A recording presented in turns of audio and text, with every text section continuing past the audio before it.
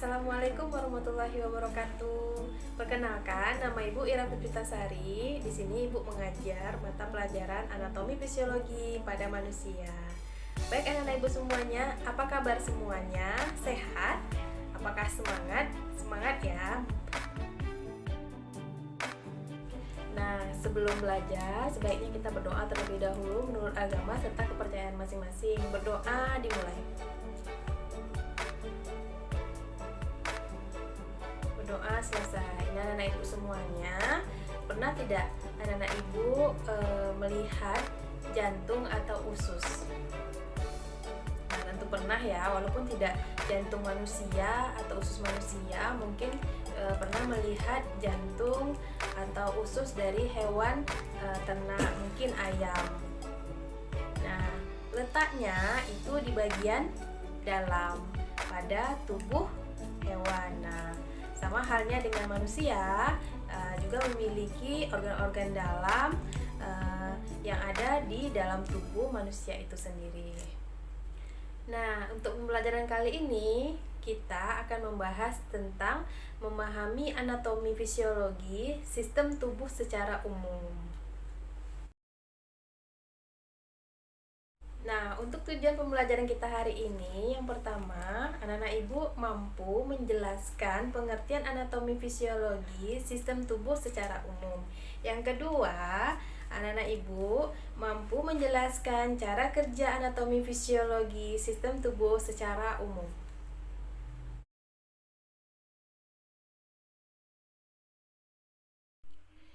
Nah, jadi anak-anak Ibu semuanya, kita lihat istilah dari anatomi ya.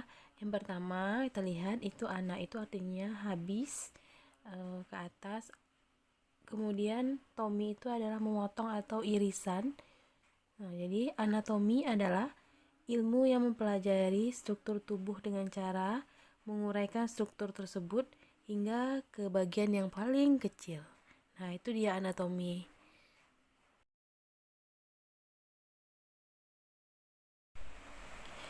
Selanjutnya kita lihat posisi anatomi tubuh manusia ya. Yang pertama, sikap posisi anatomi itu berdiri tegak. Jadi tubuh manusia itu berdiri tegak dengan kepala menghadap lurus ke depan. Posisi kepala menghadap lurus ke depan. Selanjutnya lengan lurus sejajar antara yang kiri dan yang kanan dan menggantung tepat di samping tubuh ya. Kemudian lihat posisi tangan. Lanjutnya telapak tangan menghadap ke depan. Jadi telapak tangan menghadap ke depan dengan jari tangan kelingking itu mengarah ke dalam, sedangkan jari jempol itu mengarah keluar.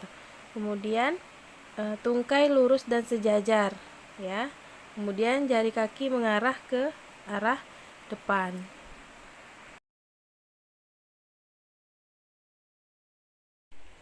Nah, kemudian kita lihat bidang-bidang dari tubuh. Kita lihat bidang mid sagittal dan sagittalnya.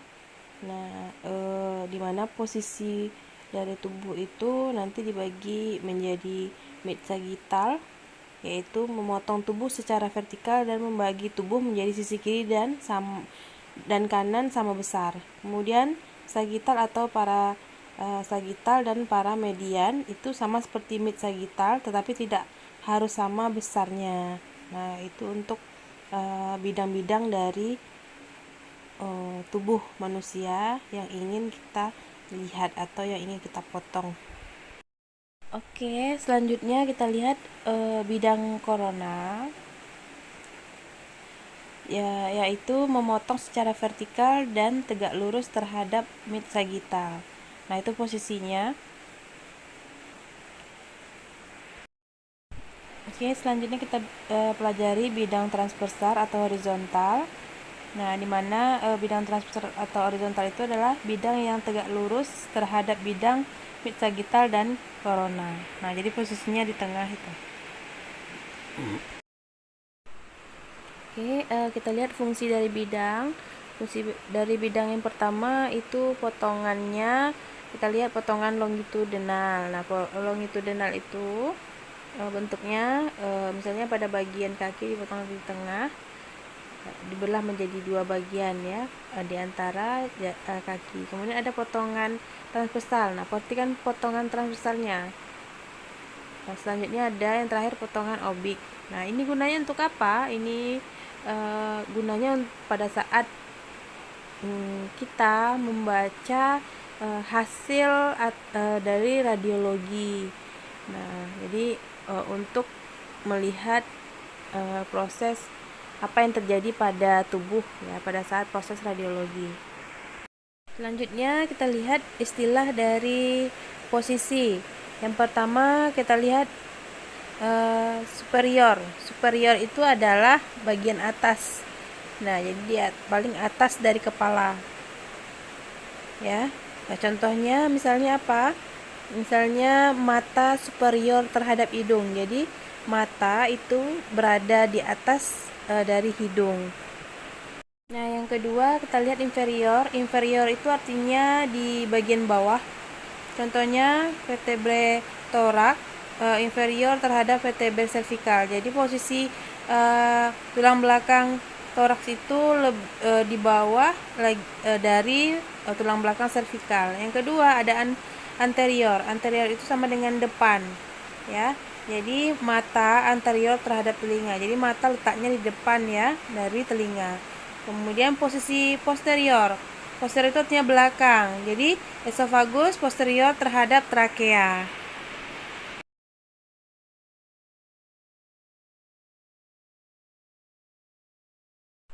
Nah, kemudian kita lanjutkan ya, proksimal.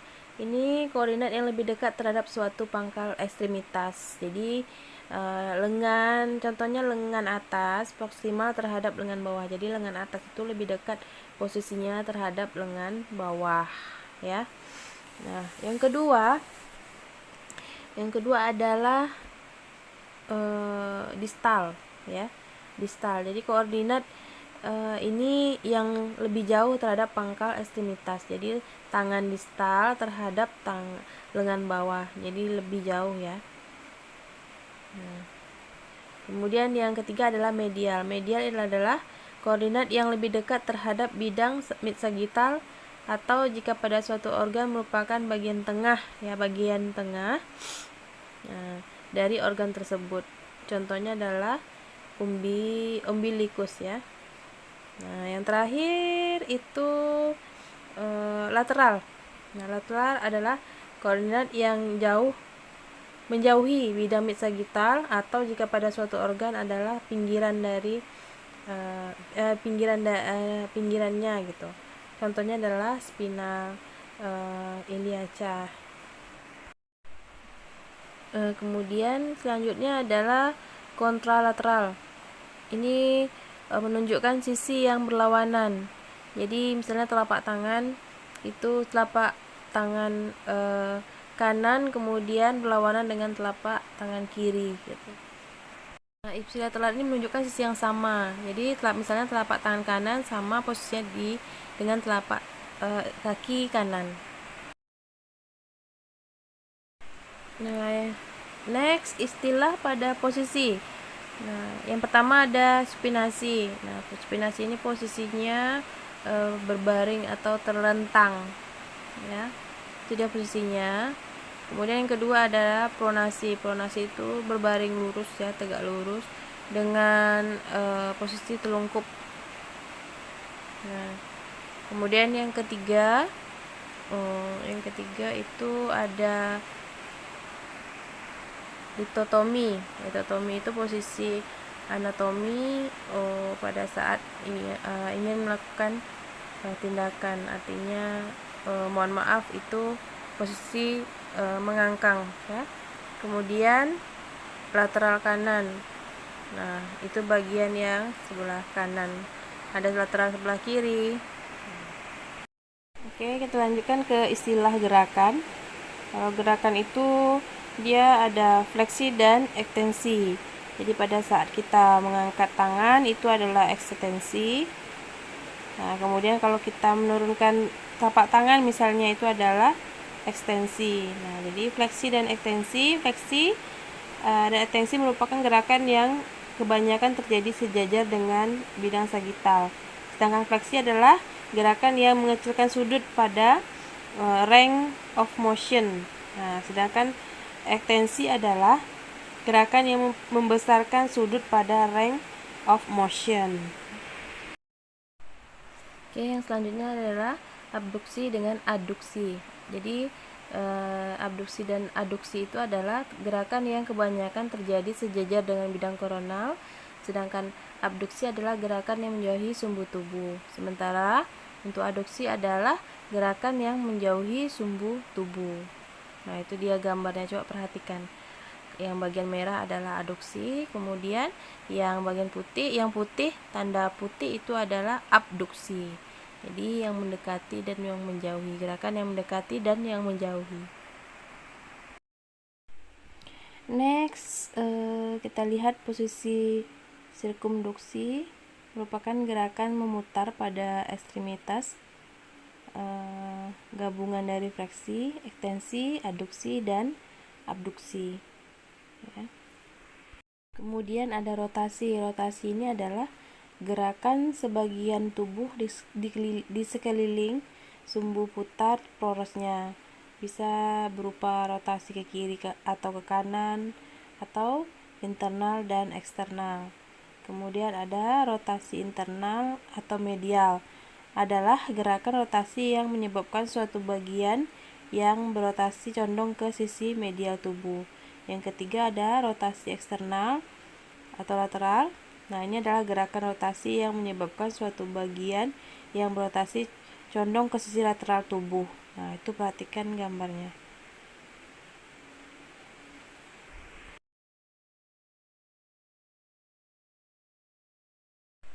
Oke, selanjutnya pronasi dan supinasi. Nah, kedua istilah ini hanya terdapat pada gerakan telapak tangan dan juga posisi tubuh. Ya. Nah, kemudian ada pronasi. Nah, pronasi bagian anterior menghadap posterior. Jadi posisi badan telungkup, kemudian tangan memberi, artinya juga pada posisi telungkup. Kemudian supinasi bagian anterior menghadap ke superior. Berarti badan terlentang, tangan menerima. Jadi kalau tangan menerima itu berarti terbuka ke atas, ya. Kemudian inversi dan eversi, istilah pada gerakan telapak kaki, ya. Nah, inversi telapak kaki menghadap ke medial, sedangkan eversi telapak kaki menghadap ke lateral. Nah, itu dia posisinya, inversi, kemudian eversi. Nah, anak ibu semuanya, komponen penyusun tubuh manusia itu terdiri dari sel, jaringan, organ, dan sistem organ. Kita lihat yang pertama, sel adalah unit terkecil pada tubuh makhluk hidup. Nah, itu dia gambar dari sel tubuh manusia, terdiri dari organel-organel selnya. Silakan diperhatikan. Kemudian jaringan. Jaringan adalah kumpulan dari beberapa sel atau kumpulan dari sel-sel. Itu dia jaringan tubuh dari manusia. Selanjutnya adalah organ. Organ adalah kumpulan dari beberapa jaringan tubuh manusia. Nah, itu perhatikan gambar-gambar organ tubuh manusia. Kemudian sistem organ adalah kumpulan dari organ-organ tubuh manusia. Nah, itu dia contoh dari beberapa sistem organ tubuh manusia. Nah, nanti akan kita pelajari di pertemuan-pertemuan selanjutnya.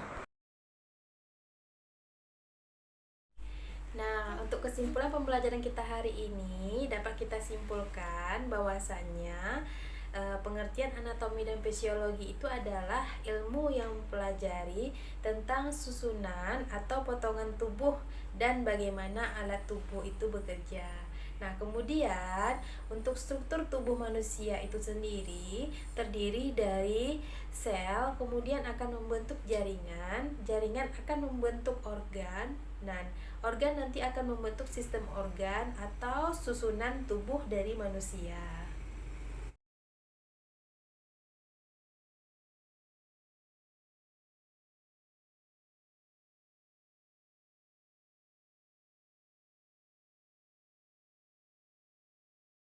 Nah, untuk jawaban kuis dapat Anda kumpulkan di nomor WhatsApp Ibu di 0852 11239653. Nah, Ibu tunggu jawabannya sampai jam pelajaran kita berakhir.